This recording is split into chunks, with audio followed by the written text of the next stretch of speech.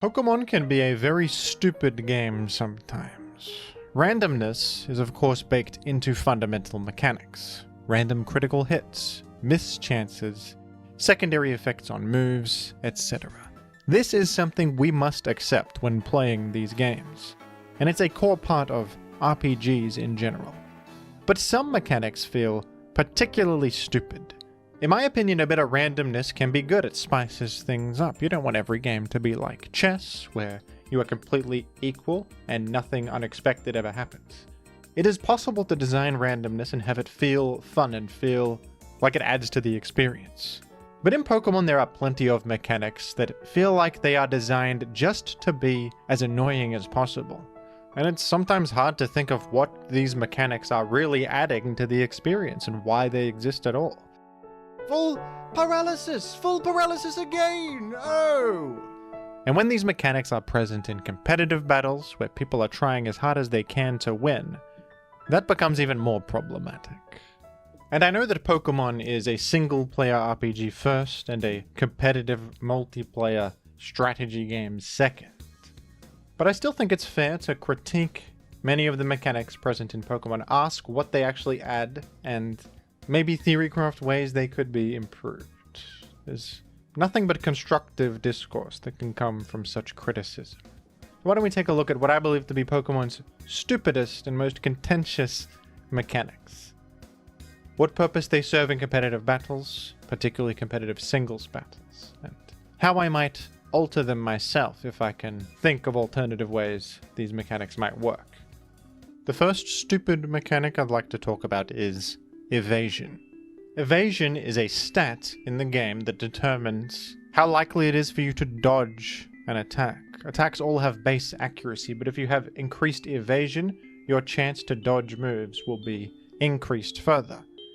Now, every Pokemon has 0 evasion to begin with, and they can only achieve higher evasion through boosting moves or abilities. The main and most widely distributed evasion boosting move is Double Team, and there's also Minimize.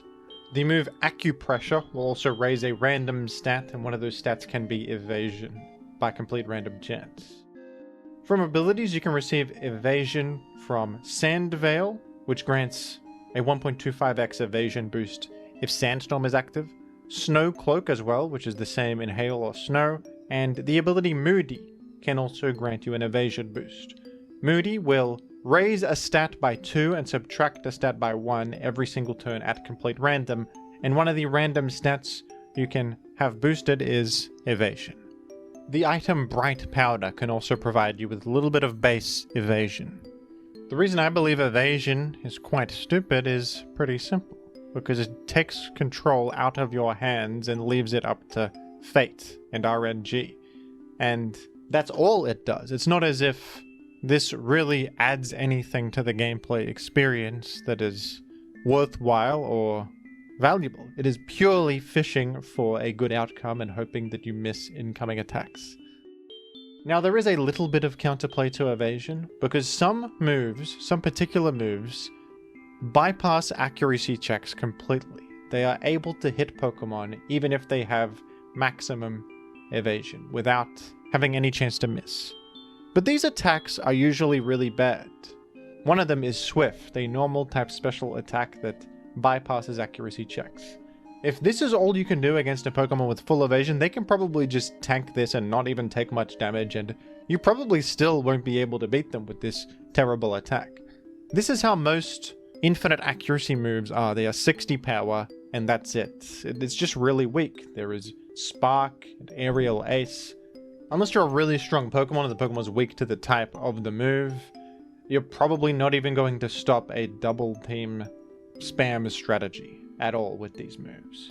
The moves Roar and Whirlwind from Gen 6 onwards also bypass accuracy checks, and this is a better way to counteract Double Team. Roar and Whirlwind will both force the enemy Pokemon to switch out, and therefore remove all of their boosts that they have racked up.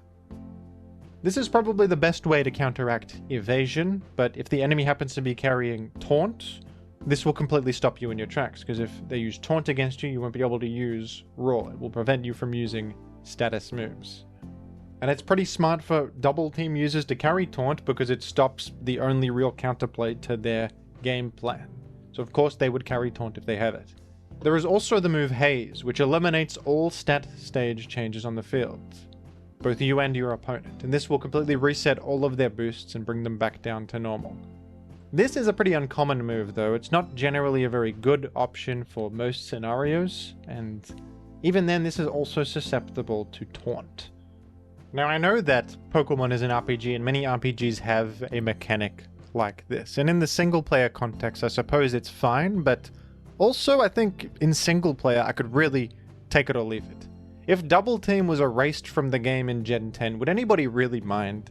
My ethos with RNG effects is that I don't mind them if it feels like you have a bit of control over what's going on. Like the move Lava Plume I think is a well-designed Pokemon move. There's 80 power fire type attack with 30% chance to burn. It does have a random chance to get a very valuable status effect on the enemy. But fire types are immune to being burned, and they resist fire, so there is this inherent built-in counterplay to that effect happening. You can acknowledge that that effect is possible and reduce the chances of it happening with this inherent immunity to it. It feels manageable, and if a defensive Pokemon is sitting there lava pluming you over and over and eventually you get burned, it doesn't actually feel that bad. You almost expect it to happen. Like, that's what the move is for. It's a reasonably high chance for it to happen, and it's designed around that.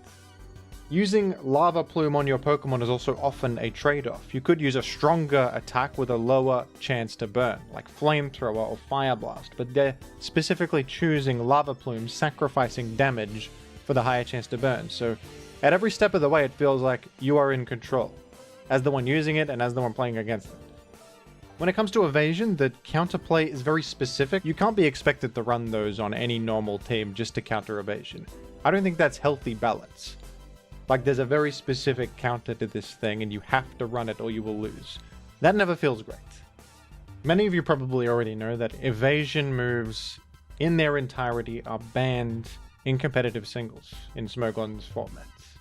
And they have been for a very long time. It's one of the most obvious things to ban because it really does directly and objectively improve the experience. Amazingly, some people do take issue with this. They think that Evasion is a fine mechanic that should be allowed. Probably because they want to abuse it themselves, because they are cowardly. If you do not confront the reality of the world and evade it for your whole life, will you really learn anything? Will you really grow? No. Snorlax in Gen 3 Battle Factor, if you're watching this, yes, I am talking about you, okay? Stop using Double Team, for goodness sake. Let me attack you. Face me. Have some honor, Gen 3 Battle Factory Snorlax. What is your problem? The next stupid mechanic I would like to talk about are one-hit KO moves. These are moves that have a 30% chance to hit the enemy. But if they do hit the enemy, they simply KO it in a single hit. They deal infinite damage. The move Fissure is a ground type attack with a one-hit KO effect. Sheer Cold is an ice type one-hit KO move. There's also Guillotine and Horn Drill, which are normal type one-hit KO moves. Even though these moves basically ignore attack and defense entirely, just dealing the entire enemy's health bar, there are still immunities that can come into play. So because Fissure is a ground type attack, flying type Pokemon and levitating Pokemon can't be hit by it. Because Guillotine is a normal move, ghost type Pokemon can't be hit by that. For this reason, the best one-hit KO move is Sheer Cold, the ice type one. Because there are no Pokemon in the game immune to ice type attacks. So Sheer Cold is able to hit absolutely any Pokemon, no matter their type. Now this is kind of interesting. I mean, obviously this is a bit silly.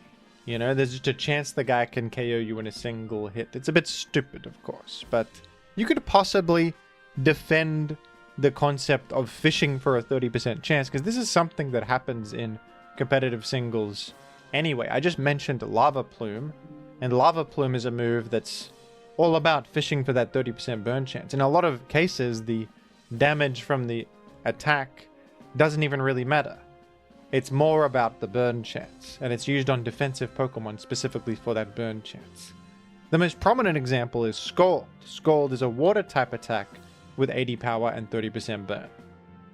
And Scald spam is a contentious strategy. A Pokemon with no good attacking stats whatsoever use Scald just for the burn chance, so It's not so different from fishing for the guillotine or the sheer cold to land, is it? You're trying to get this good outcome. But I think that there is a significant difference. I mean, first of all, the very obvious one is that burning an enemy is a lower value outcome than killing them outright, obviously. At least if a Pokemon is burned, they are still alive and they can still function. Plenty of Pokemon don't even mind getting burned that much if they have Regenerator or if they are a special attacker. Pokemon can get burned and still be okay. So yes, you might get lucky, but it's not absolutely devastating all the time. Also, there is plenty of counterplay to burn, as I mentioned before. Fire types are immune. Pokemon with Natural Cure can shrug off the Scald burn. Pokemon with Refresh. Pokemon with Toxic Orb and Poison Heal like Breloom. Pokemon with Regenerator really don't mind getting burned because they can just heal up the damage anyway. Scald is kind of a stupid move in its own right, but I think that these one-hit KO moves are on another level of stupidity because it is a disproportionate amount of value to get from a 30% chance. It truly is. There is also less control over the bad outcome. You can run things on your team that can take a Scald burn. You cannot run things on your team that want to die. Like, dying is not good ever. I don't know, maybe Iron Jugulus or somebody like that is yearning to be released from this mortal coil. Maybe you're doing them a favor if you switch into Guillotine, but for the most part, no. Pokemon want to live, I think. So it's not as if you can go to your Guillotine switch in. What the hell's a Guillotine switch in? Now, there is a bit of counterplay here. There is, as I mentioned, the type immunities. There is also the ability Sturdy, which makes you immune to one-hit KO moves. This used to be the only thing it did in older gens, and then it was also given the Focus Sash effect as well, of allowing you to live on one if you would have been one-hit KO by damage. But it also makes you immune to Sheer Cold, Guillotine, etc. But much like the Double Team example, I feel like this level of counterplay is just not enough. Sturdy is sometimes seen in competitive, some good Pokemon get it, but it's not ubiquitous. It's not like, you know, just being a fire type makes you immune to burn. Having a fire type Pokemon is pretty common. Having a sturdy Pokemon, there might be a couple viable ones in OU, if that. It's not something you can reasonably expect people to run on a team to have a switch in for the worst case of a one-hit KO move landing. And this is also a mechanic that is completely banned in competitive singles. I think it's very similar to Double Team. It doesn't really add anything healthy or valuable to the game, and you can make the case that it is overpowered. It's a disproportionate level of reward you get from a 30% chance. It's just too much. I mean, what if a attack had a secondary effect that was kill the enemy Pokemon? That would be a bit much, wouldn't it? Yes, if the move misses, you're not doing any damage. It also only has 8 PP, but I still believe that it's a bit much. It is perhaps a bit too powerful. In fact, there was a recent VGC metagame where Fissure on Ting-Lu was a genuine, competitively viable option. And I think that the sentiment at the time, from what I remember, was that this was a terrible thing for the state of the game. Because Ting-Lu was running Fissure, which meant that there was always this chance that you just get screwed by Fissure landing. In fact, there's almost an element where maybe you're up against an opponent that is much better than you, or you think they're much better than you, and your chances of winning by honest means are not high. So you choose to go for some random fissures and hope that, hey, if I get the one-hit KO, I could cheese my way to a victory here. I don't think that's a very healthy thing to be in the game, and there are other ways to do that, and that is something people do with plenty of mechanics in Pokemon, but it does feel like one-hit KO moves specifically, isn't that all they're doing? They're just fishing for random luck and hoping to get the positive outcome? To be fair as well, I believe that the set people were running in VGC was Fissure with Stomping Tantrum. So if Fissure misses, Stomping Tantrum actually gets double power, because it receives a power boost if the user's last move failed. So at least you have an out if you did miss Fissure. It serves to buff your Stomping Tantrum, giving you a bit more consistency if it misses. I don't know though, I feel like that's even worse. Like the insurance plan for if you miss Fissure isn't even that bad. So it's like all upside with less downside because of this insurance policy you have. I don't know. I don't think it's good game design. I don't think that it's very fun. Maybe in the single player you get a lucky sheer cold in a Nuzlocke challenge or something that saves your skin. Perhaps. People like that. I don't know. In much the same vein as with Double Team, I think if it was erased from the game, would anyone really be that sad? Would they be rioting in the streets at the loss of sheer cold? I don't personally think so. The next stupid mechanic I'd like to talk about is confusion. And this one is a bit more interesting to discuss, because this one is not universally banned in competitive singles like the first two are. The first two I've talked about here are way more widely disliked, and no one really defends them besides a few contrarians. But confusion has its defenders, and it's interesting. There are certain moves in Pokemon that can inflict confusion onto the opponent. And when an enemy Pokemon is confused, for a few turns they will have a 50% chance to hit themselves instead of hitting the enemy Pokemon. And in doing so, they will neglect to act at all. They will forfeit their turn and actually attack themselves instead. A confusion does have some inbuilt counterplay because you can just switch out and it will remove the confusion. It's not a permanent status ailment like poison or paralysis. It can be played around by just exiting, and this refreshes the confusion. There is also a chance every turn that you snap out of confusion and you can act normally. So that makes it a bit less than a true 50-50 because there's also the snap out chance that makes it more likely for you to act than not act. Now, I believe confusion to be pretty stupid, because on the turn that you inflict confusion against the enemy, you are creating a coin flip situation where they could forfeit their turn completely. And this might have been in a situation where they were threatening to KO you. Maybe you're a frail Pokemon like Gengar up against a Celebi threatening Psychic, and you hit him with the Confuse Ray, and wouldn't you know it, you've evaded justice. It's kind of comparable to Double Team in that sense. Double Team is of course worse because it's a boost that applies to you permanently, and for the rest of the game you will be evading moves. Confuse Ray is not nearly as powerful as that. It is not permanent. The enemy can play around it a bit more, but in the moment where you inflict confusion on the enemy Pokemon initially, there is a unfortunate chance for them to be inactive. Now, for the most part, I think Confuse Ray is probably fine. Like, it's not on the overpowered side of things, just because using Confuse Ray on a Pokemon is a move slot sacrifice that is usually not worth it. You are also spending a turn confusing them, so you've just wasted a turn, and then there is an option that they have right after. They can choose to stay in and risk the 50-50. They can choose to maybe stay and wait out the confusion turns and snap out of it, or they can switch to any of their 5 different Pokemon. So there's a bit more agency when you're confused. It's not as if things are completely out of your hands, and there's also the chance that you get a better outcome than them, because they're spending the turn confusing you. What if you hit them? So I suppose in that sense, the odds are not that great on confusion, and once you confuse the enemy, them hitting themselves is not a huge disaster. They take a bit of damage, and then the ball's in their court and they have a bit of counterplay to what you're doing. There is also some genuine competitive merit to this. It is not just an effect that is being used to bail you out of a bad situation. It can be used for that reason, and it's certainly a big part of it, but it also applies an ailment to the enemy that might force them to switch out. You could think of it almost like Leech Seed. Leech Seed is applied to the enemy, and if they switch out, they remove the Leech Seed. This is good against boost sweepers sometimes, because you might force them to switch out to get rid of the Leech Seed and stop healing your team members by having your health sapped. Confuse Ray does the same thing. It forces the enemy out, which might be something you want. Swagger is a confusion effect that also raises the target's attack by 2 before confusing them. And the reason this was a problem is because if you raise the enemy's attack, they actually deal more damage to themselves when they hit themselves. Usually the damage dealt when hitting yourself a confusion is pretty low. But if you raise the enemy's attack, they start dealing considerable damage to themselves. So there were sets in Gen 4 where I think Mamoswine could do substitute Swagger and just power through things that are supposed to check it, like Skarmory, because if you get lucky, you hit the coin flips and they just keep hitting themselves. They're not only wasting their turns, they're dealing a lot of damage and dying over time. So that was a bit silly. There was also, of course, Lipard, who had Prankster Swagger, so it had priority on Swagger.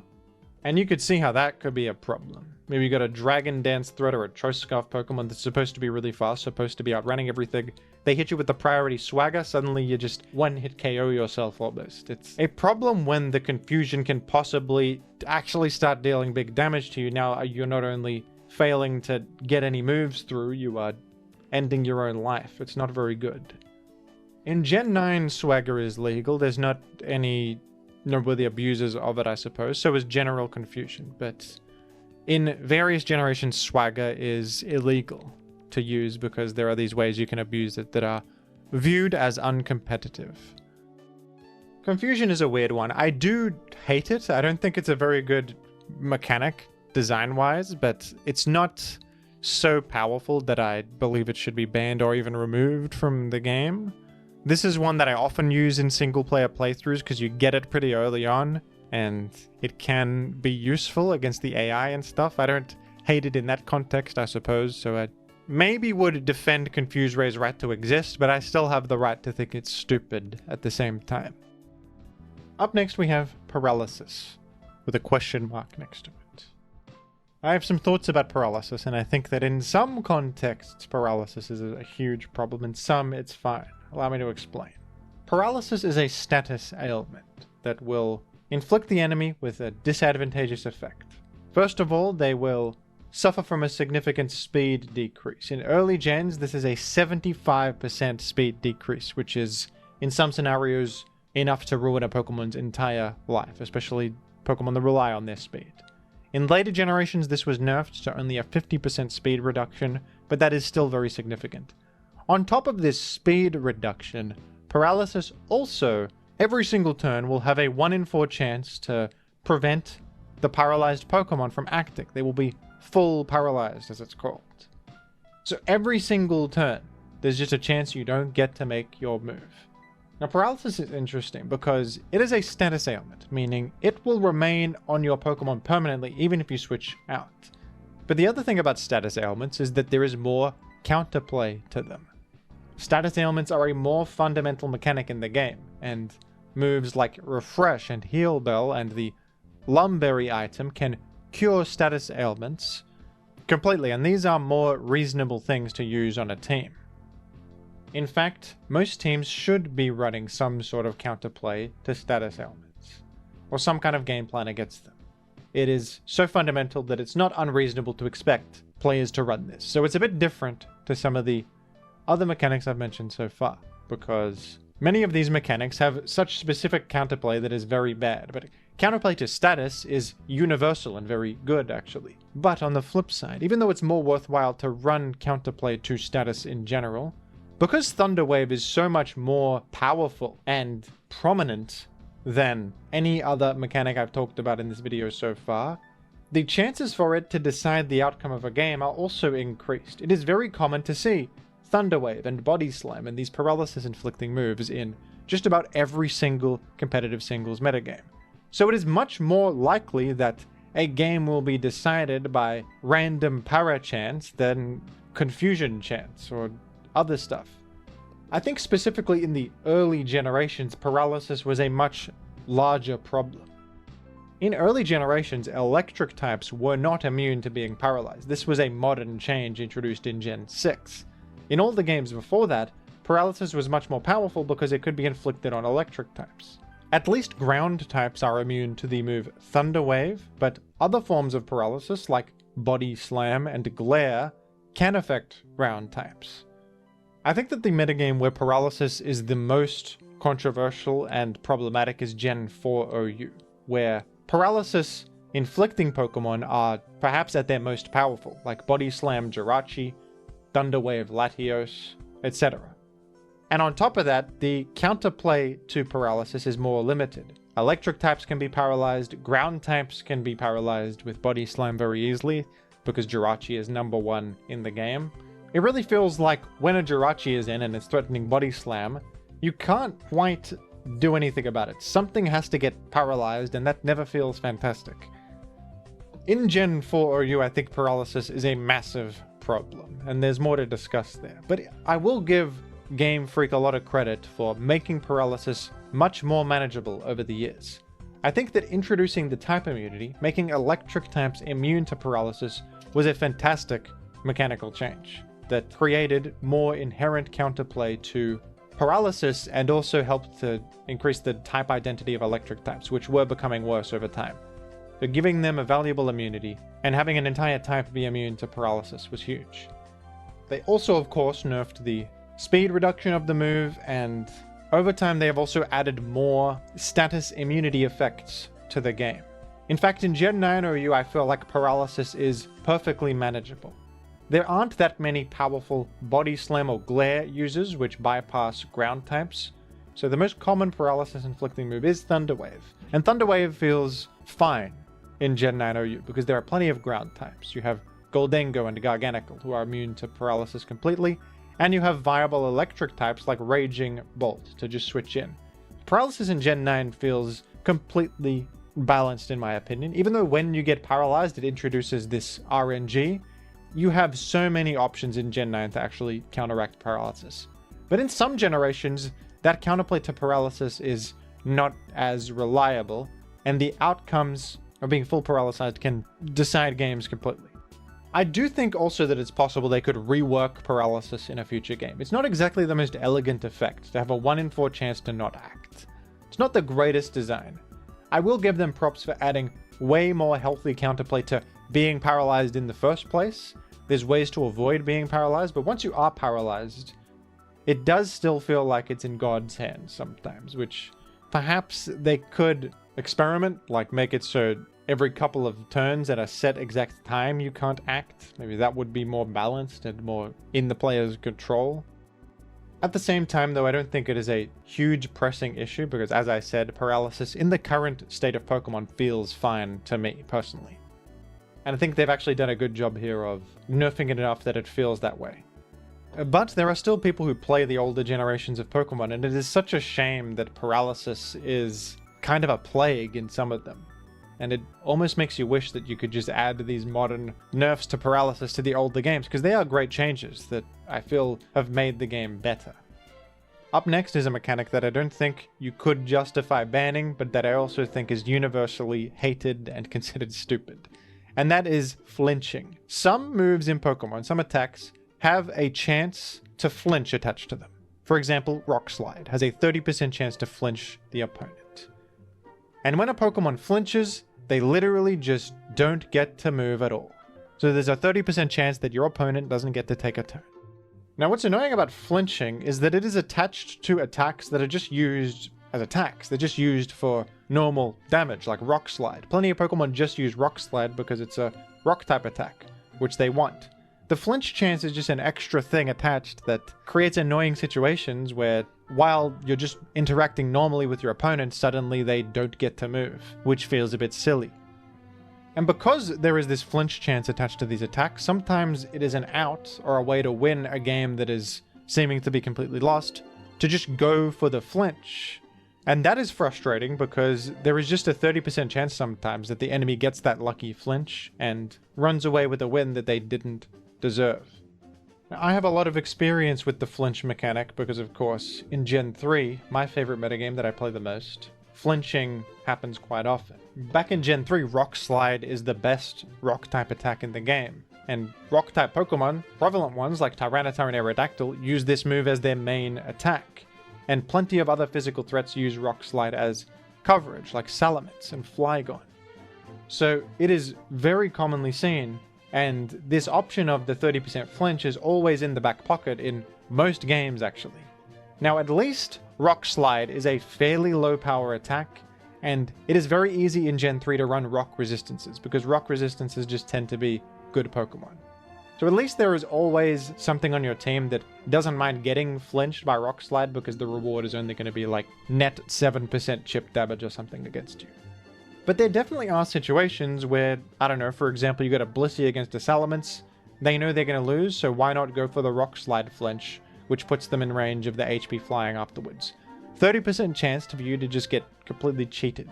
This also happens against Suicune, against Melodic, you can flinch them, and they are vulnerable to that. You can flinch Skarmory and prevent it from roaring out a Dragon Dance Tyranitar. These scenarios come up pretty often, and it's an unfortunate part of what is otherwise a fantastic metagame, in my opinion. It's this mechanic that feels stupid inherently. It feels like it is adding this variance to a situation where it doesn't need to be added. It's not as if in every scenario I'm clicking Rock Slide to flinch, but sometimes you do get that flinch, and it's a bit silly. Now, in modern generations, I think the more problematic flinch move is Iron Head, the steel type attack with a flinch chance on it. Now, of course, the most infamous example in history is Jirachi with Iron Head, who, thanks to Serene Grace, has a 60% flinch chance. That is an extreme case of flinch being broken, and it certainly is broken. But even in modern games, King Gambit has Iron Head, and King Gambit can do much the same thing. And King Gambit has such overwhelming physical damage output that sometimes even a resisted Iron Head is dealing considerable damage, and if you prevent the enemy from being able to KO you back or stop you, that Iron Head flinch can have a much higher value. At least in Gen 3, Rock Slide is a fairly weak attack that plenty of things can shrug off. I don't know if that's the case in Gen 9 because of how overwhelmingly powerful King Gambit can be with Supreme Overlord and Swords Dance. I hope that in future games they rework flinch.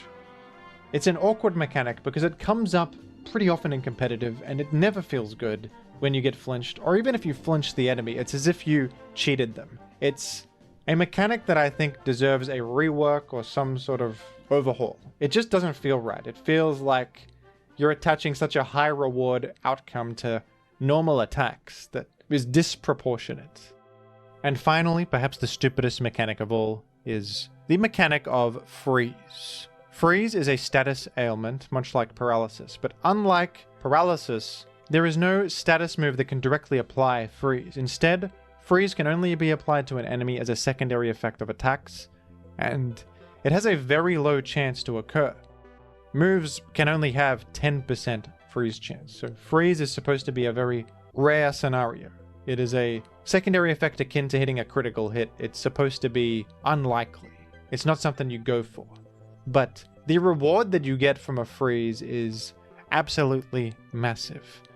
When you freeze an enemy, they just become completely unable to act for multiple turns. All they can do is hope that they hit a random chance to thaw out, which does increment every turn, but it doesn't feel like you have much agency after you get frozen. You are kind of just stuck there, completely helpless.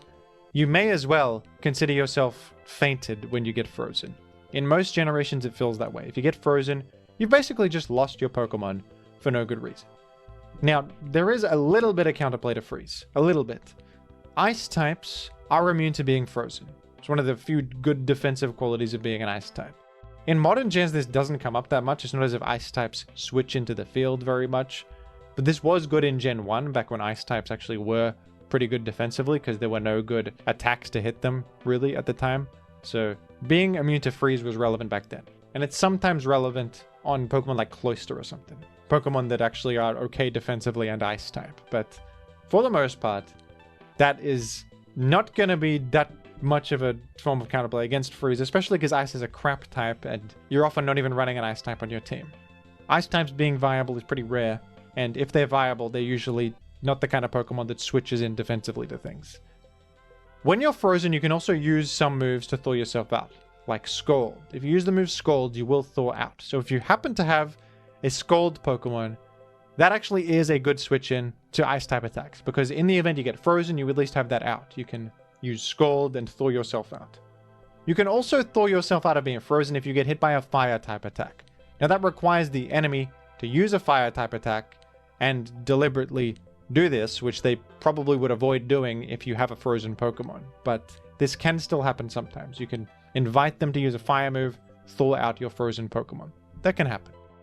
But other than that, freeze is one of the stupidest mechanics ever designed. I think this is pretty universally believed. And it's particularly silly because it is attached to the move Ice Beam, which is just used as a special attack for normal purposes. Nobody's using Ice Beam to fish for the freeze. The freeze just happens sometimes, and it's never even really intended. I mean, sometimes you might go for the freeze if you have absolutely no other out, for the 10% chance to just win randomly, but most of the time you're just using Ice Beam for coverage. Ice is a good offensive type. You'd probably want to hit something super effectively. And it happens extremely often that you will switch into an Ice Resistance and just get frozen, and now your Pokemon is erased from existence, and what the hell can be done about it? It's very silly, and it's the kind of game design where it's stupid because it's not even something you're intending to do, and it feels like it's breaking a fundamental part of Pokemon. If I go to a resistance, I should be okay. If I predict what the enemy's going to do and switch into a Pokemon that resists their attack, I should not be punished for this.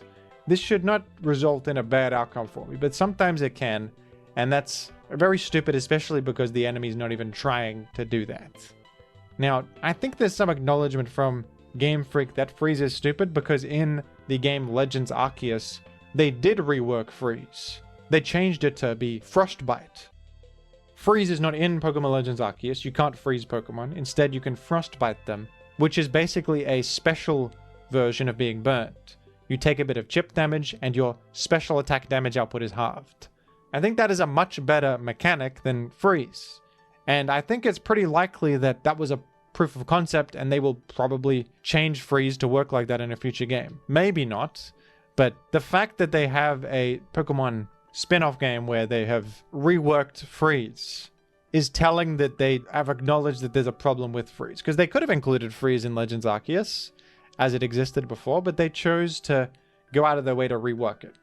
So I would be much more happy with that. Now, obviously there's still the 10% chance to Frostbite an opponent, which is a pretty high reward. It can ruin a special attacker, but it is way less impactful than freezing them as it currently works, because freezing a Pokemon is basically a death sentence. It is a completely disproportionate reward for something that's not even an effect you're attempting to hit. So yeah, I believe freeze is probably the stupidest mechanic in Pokemon, even more so than evasion and one-hit KO moves. I think freeze, nobody likes it really. I mean, it feels great when you freeze the enemy and get a free win, I guess, but does it really? You know, every time that happens, that karmically you are going to repay that debt one day. Maybe later on you're going to slip on a banana peel, or an anvil will drop onto your head from above, or a piano. That nothing good can happen if you get a freeze. You are accruing karmic debt, and that's never good. And the messed up part is you probably weren't even trying to. Probably wasn't even your fault, and yet the universe will punish you regardless. Now, I know that I'm probably going to get comments on this video that make the obvious point that, you know, Pokemon is a game with RNG in it, and we have to accept that. But like I said in the intro, I think it's fair to critique what that RNG is providing to the experience, both in the single-player game and the multiplayer game. And for some of these mechanics, I do really struggle to understand what they are for and what they are really adding. Some games do have these very unfair RNG mechanics, like SMT, the Shin Megami Tensei series. I have played SMT Nocturne, and I sort of enjoy the fact that there's just a random chance that you get completely screwed. That game does have random encounters, one-hit KO moves, status ailments with RNG effects, etc. But you almost get used to how brutal it is, and that becomes part of the experience in doing everything in your power to minimize that nonsense from happening to you. It's intertwined with the identity of that game, I think, and it's part of the deal when you sign up. Perhaps something like Darkest Dungeon is similar. Getting screwed over is kind of part of the vibe and fits with the whole aesthetic and everything. But I don't know if these things add to the experience of playing Pokemon, and I think in fact if they were reworked or removed, it would improve the experience. These games also don't have a multiplayer component. My honest opinion about designing the single-player Pokemon experience is that they don't seem to have to try that hard, because the franchise is so huge and the formula is so successful that whether the game mechanics are good or not, people will have fun with it regardless. Like the collecting element, the world itself does so much heavy lifting. They could put in a move that has a 10% chance to delete the whole enemy's team, and it wouldn't really affect sales or anything, or hurt the franchise. So I suppose there's not much incentive to overhaul all this stuff, but now that they are pushing competitive more, maybe that will be the thing that makes them reconsider these things. They already have made good balanced decisions with competitive in mind, like making grass types immune to powder moves, nerfing Dark Void, which was ruining competitive. In Legends Arceus, there's an acknowledgement that freeze is stupid because they took the time to rework freeze. It probably made the game more fun to get rid of freeze. So I do have a bit of faith that they will hopefully address some of this stuff in future games. Maybe not all of the things mentioned here, but they seem to be making efforts to remove some of these stupid RNG mechanics partially because competitive is more important to them now. But anyway, that's all I have to say. What do you think about my arguments in this video? Am I dumb or smart? Let me know down below in the comments, and thank you for watching.